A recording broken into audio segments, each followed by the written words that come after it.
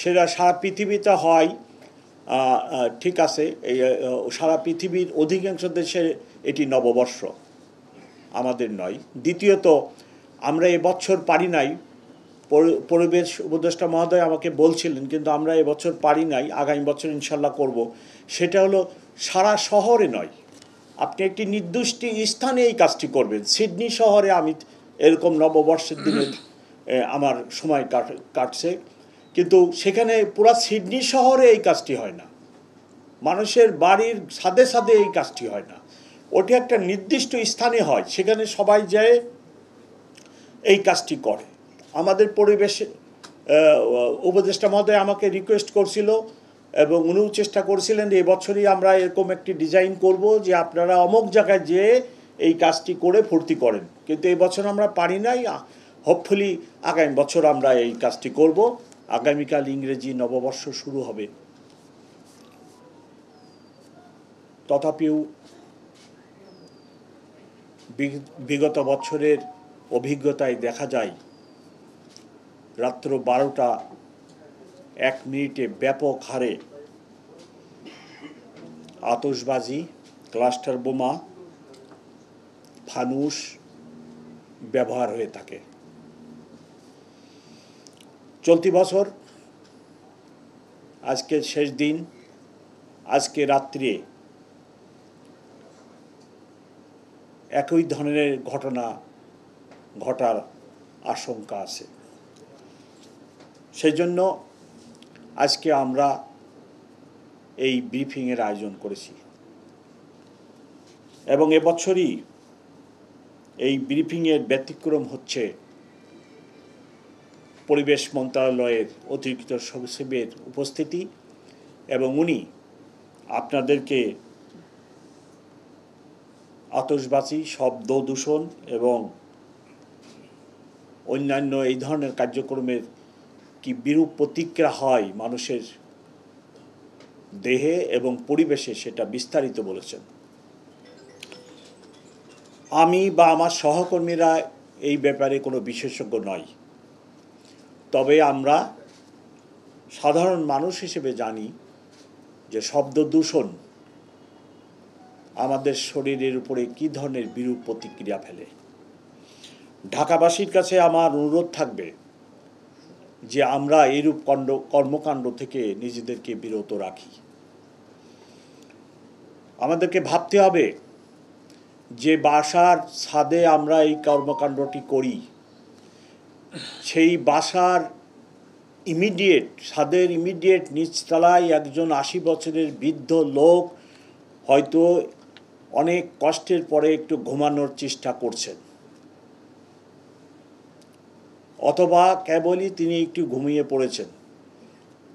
আপনার এই বিকট শব্দে তার ঘুম ভেঙে যায়, সে আরও অনেক কষ্ট পায়। আমাদের প্রত্যেককে এটি ভাবতে হবে। হাসপাতালের পাশে যদি এইরূপ বিকট আওয়াজ হয়, হাসপাতালে যেনারা মুমূর্ষ রোগী থাকে তারা কষ্ট পায়। সারা বছর ধরে যখন স্কুল টাইমে স্কুলে জ্যাম লাগে, আমাদের ড্রাইভার সাহেবরা সমানে হর্ন বাজায়। উনি নিজে সামনে দেখেন যে জ্যাম লেগে রয়েছে, ওনার সামনে 200 গাড়ি দাঁড়ায় রয়েছে, তারপরেও উনি কেন হর্ন বাজান আমার কাছে বোধগম্য নয়। এবং এই শব্দের সৃষ্টি করে একটা বিভীষিকাময় আবহাওয়ার সৃষ্টি করেন। এই সকল কর্মকাণ্ড থেকে রক্ষা পাওয়ার জন্য পুলিশ বা পরিবেশ মন্ত্রণালয় যথেষ্ট নয়। প্রত্যেকটা নাগরিকের, ঢাকাবাসীর প্রত্যেক বাসিন্দার একটি দায়িত্ব আছে।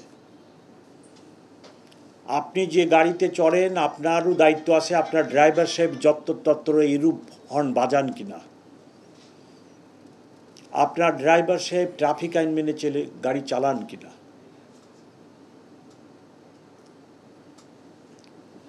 ড্রাইভার সাহেবকে গাইড করার দায়িত্ব ওই গাড়ির প্যাসেঞ্জারের।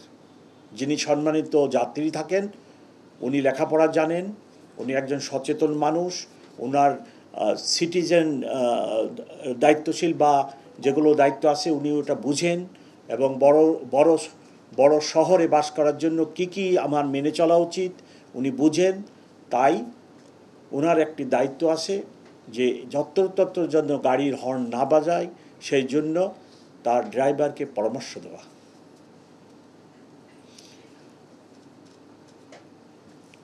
গত এক সপ্তাহ যাবৎ আমরা আতশবাজি, রকেট বোমা, ক্লাস্টার বোমা, পটকা ইত্যাদি যাতে নববর্ষ উপলক্ষে ব্যবহৃত না হয় সেই জন্য ঢাকা মেট্রোপলিটন পুলিশ অভিযান চালায়, এবং সেই অভিযানে আমরা চকলেট বোমা, ক্লাস্টার বোমা, পটকা বোমা, আতশবাজি, রকেট বোমা, বিভিন্ন বিস্ফোরক মোট 172 কেজি উদ্ধার করি। এ সংক্রান্তে মামলা হয় 5টি এবং গ্রেপ্তারও 5 জন। উদ্ধার কাজে ডিবি, কোতোয়ালি থানা, লালবাগ থানা, ভাসানটেক থানা ও পল্লবী থানা জড়িত ছিল। আজকের দিনটি নানাবিধ কারণে সিগনিফিক্যান্ট, এবং আমি সব জায়গায় বলি ঢাকাবাসীর জন্য ট্রাফিক একটি দুর্ভোগের নাম।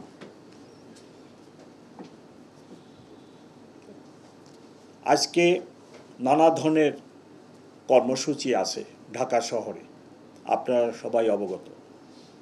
এই কর্মসূচির কারণে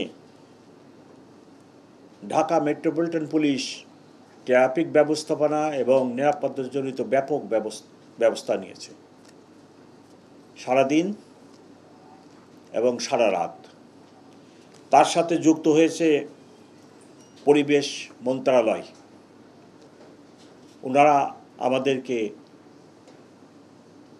পরিবেশ সংক্রান্ত যে সমস্ত অ্যাক্টিভিটিস আছে সেগুলোর ব্যাপারে সাহায্য সহযোগিতা করবেন। আমার অতিরিক্ত পুলিশ কমিশনার ট্রাফিক, উনি ট্রাফিকের উপরে বিভিন্ন প্রোগ্রাম নিয়েছেন, ব্যবস্থা নিয়েছেন। তার মাধ্যমে আমরা ঢাকাবাসীকে কতটুকু ট্রাফিক দুর্ভোগ লাঘব করতে পারি সেই প্রচেষ্টাই থাকবে। আমি সকলকে আপনাদের মাধ্যমে ঢাকাবাসীকে ইংরেজি নববর্ষের শুভেচ্ছা জানাই, এবং আমাদের ঢাকা মেট্রোপলিটন পুলিশের এই সকল কর্মকাণ্ডে আপনাদের সহ ঢাকাবাসীর সহযোগিতা কামনা করি।